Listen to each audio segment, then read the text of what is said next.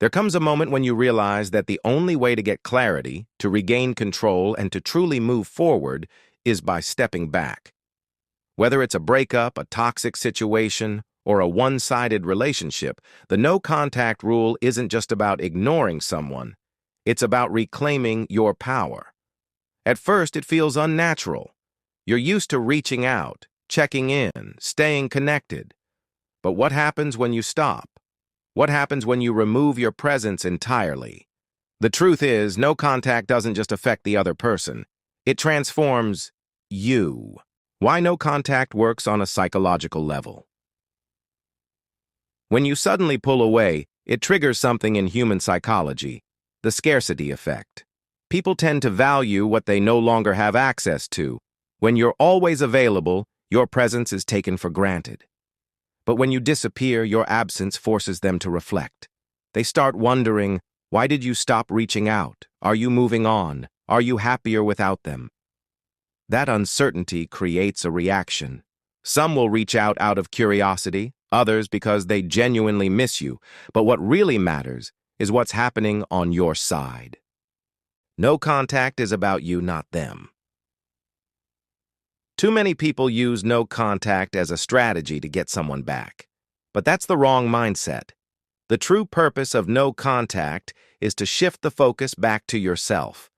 It's about breaking free from emotional dependence, stopping the cycle of chasing validation, and realizing that you don't need someone else to feel whole. When you stop constantly checking your phone, waiting for their response, analyzing every little sign, you gain peace.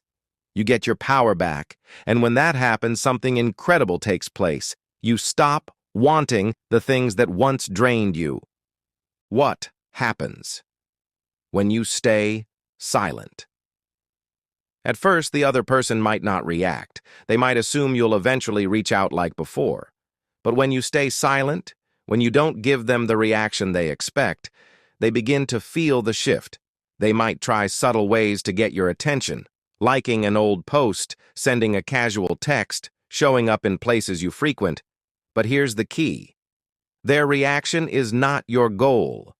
Your goal is to heal, to grow, to become someone who doesn't settle for anything less than what they deserve. And ironically, when you focus on yourself instead of them, that's when they start noticing you more than ever. The biggest mistake people make during no contact. Many people break no contact too soon. They get impatient, wondering why they haven't heard anything. But reaching out too early kills the entire purpose. It shows that you weren't serious about moving on, that you were just waiting for them to give you attention. True power comes from staying silent, from proving to yourself that you are stronger than your emotions, that you can walk away from anything that doesn't serve you. And when you reach that point, you realize something. You don't need their validation anymore. No contact isn't about winning. It's about freedom. At the end of the day, no contact is effective because it forces growth. Whether they come back or not, whether they regret losing you or not, you win because you found yourself again. So if you're struggling to let go, if you're tempted to reach out, remember this. The people who truly value you won't need to lose you to appreciate you. And the ones who do, they were never meant for you in the first place.